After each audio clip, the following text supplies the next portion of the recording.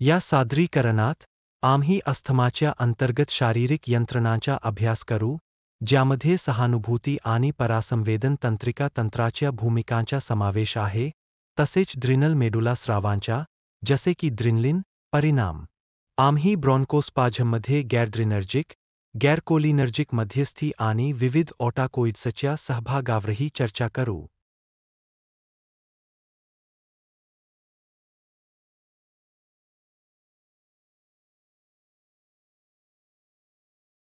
Bronchial अस्थमाची शरीरक्रिया. Bronchial अस्थमाच्या शरीरक्रियेवरच्या आमच्या सादरीकरणात आपले स्वागत आहे. आम्ही सहानुभूती आणि पॅरासिम्पॅथेटिक मज्जासंस्था कशा प्रकारे वायुमार्गांना प्रभावित करतात ते शोधणार आहोत. बीटा-2 रिसेप्टर्सद्वारे सहानुभूती प्रणाली ब्रॉन्कोडायलेशन करते आणि अल्फा-1 रिसेप्टर्सद्वारे स्राव कमी करते. उलट पॅरासिम्पॅथेटिक प्रणाली M2 आणि M3 रिसेप्टर्सद्वारे ब्रॉन्कोस्पझम आणि वाढत्या स्रावाला कारणीभूत ठरते.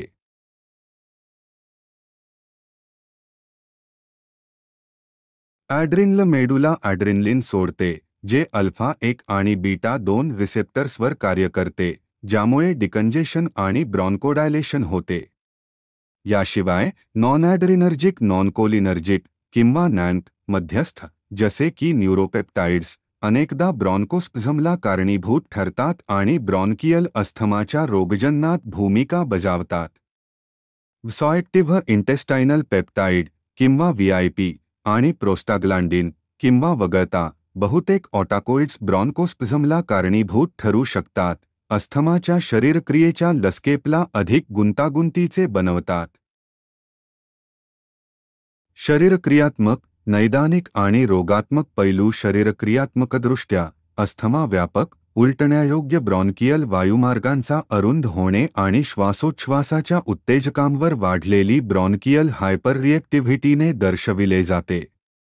नैदानिकदृष्ट्या हे खोकला, श्वास लागणे, छातीत घट्टपणा आणि घरघर होण्याच्या पुनरावृत्तीच्या बाउट्स म्हणून सादर केले जाते.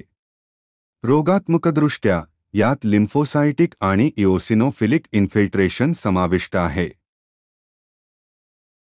अस्थमाच्या हल्ल्यादरम्यान फुफ्फुसातील श्लेष्माचा प्रमाण वाढतो आणि जाड आणि चिकट बनतो. ब्रॉन्कियल नलिकांना अस्तर असलेल्या पेशी सुजतात, ज्यामुळे नलिका सुजतात आणि नलिकांच्या भोवतालच्या स्नायू आकुंचन पावतात, ज्यामुळे संकुचित हायपरट्रॉफिक स्नायू आणि वायुमार्गांना अस्तर असलेल्या पेशींमध्ये सूज येते. अस्थमाची लक्षणे. परागकण, घरातील धूळ, माइट्स, प्राण्यांचे केस, बुरशी, अन्न आणि कीटक यांसारख्या ॲलर्जन्समुळे उद्भवू शकतात. इतर ट्रिगरमध्ये तीव्र गंध, व्यायाम, थंड हवा, प्रदूषण, भावनिक ताण, ॲस्पिरिन, बीटा ब्लॉकर्स, इन्हिबिटर्स आणि वरच्या श्वसनसंस्थेच्या संसर्गासारखी औषधे समाविष्ट आहेत.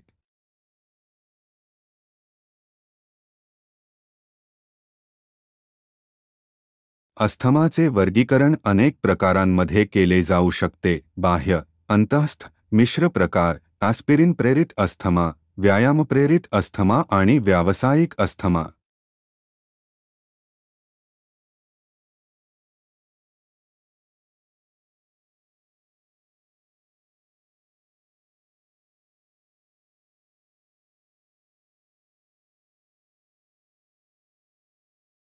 अस्थमामध्ये तात्काळ प्रतिसाद ॲलर्जन्स किंवा उत्तेजकांच्या संपर्कामुळे ट्रिगर होतो. हा टप्पा वायुमार्गातील मास्ट पेशी आणि बेसोफिलच्या सक्रियतेसह सुरू होतो.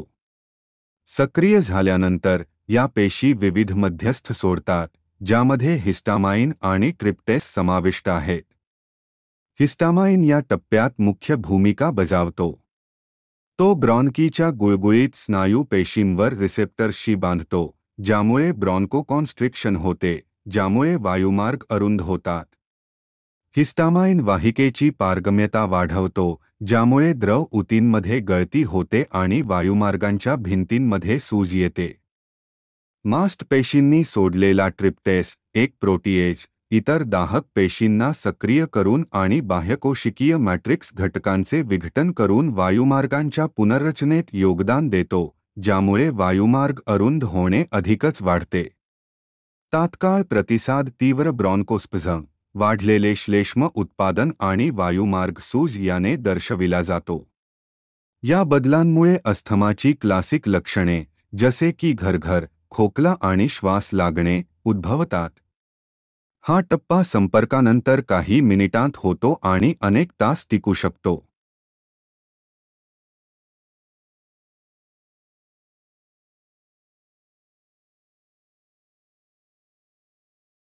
अस्थमाच्या रोगजननातील उशीर प्रतिसाद प्रारंभिक संपर्कानंतर अनेक तासांनी होतो आणि दिवसांपर्यंत टिकू शकतो. हा टप्पा दाहक पेशींच्या सक्रियतेने चालवला जातो, विशेषत इओसिनोफिल्स, टी लिम्फोसाइट्स आणि मॅक्रोफेज, जे वायुमार्गांमध्ये स्थलांतरित झाले आहेत.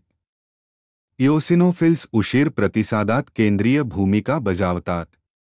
ते प्रमुख बेसिक प्रोटीन आणि इओसिनोफिल कॅटायोनिक प्रोटीन असलेल्या सायटोटॉक्सिक ग्रॅन्युल्स सोडतात, जे वायुमार्गांना अस्तर असलेल्या एपिथेलियल पेशींना नुकसान पोहोचवतात.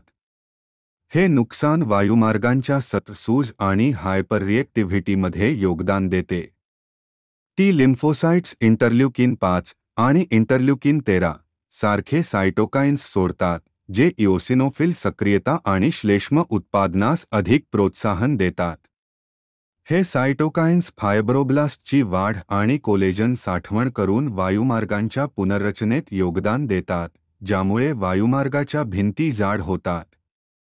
मॅक्रोफेज अतिरिक्त दाहक मध्यस्थ सोडतात, जे सूज आणि उत्कांच्या नुकसानीच्या चक्राला कायम ठेवतात. उशीर प्रतिसाद दीर्घकालीन सूज, वायुमार्ग हायपररिएक्टिव्हनेस आणि वायुमार्गांच्या पुनर्रचने म्हणून ओळखल्या जाणाऱ्या संरचनात्मक बदलांनी दर्शविला जातो.